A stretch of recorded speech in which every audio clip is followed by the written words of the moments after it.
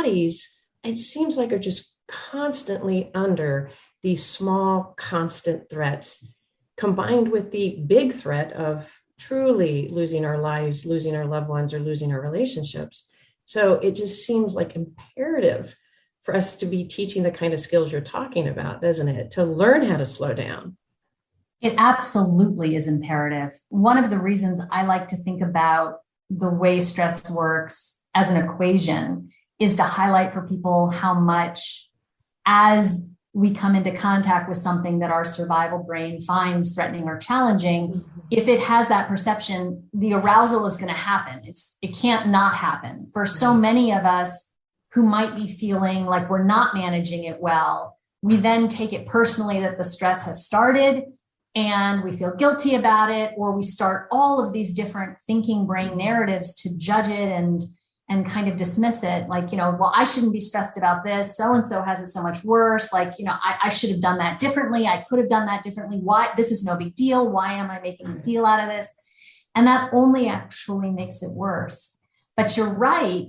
This is a hardwired unconscious process. We actually were wired to be able to mobilize this energy to manage this challenge and then recover.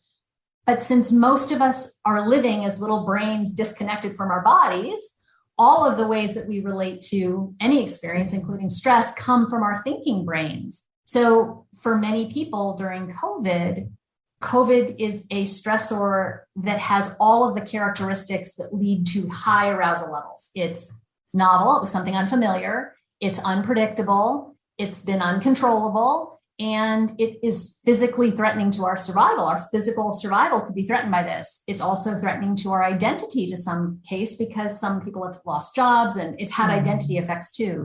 And social isolation. So it's created all of these things that are going to lead to a lot of arousal, but all these disconnected brains, not in touch with their bodies, they don't want to feel that. So they go to find ways to help their thinking brain feel safer.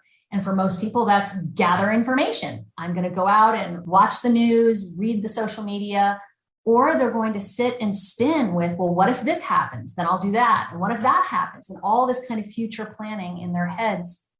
All of those things might help their thinking brain feel calmer, but all of those things are actually still going to be perceived as threatening and challenging for the survival brain. So all it does is turn on more stress.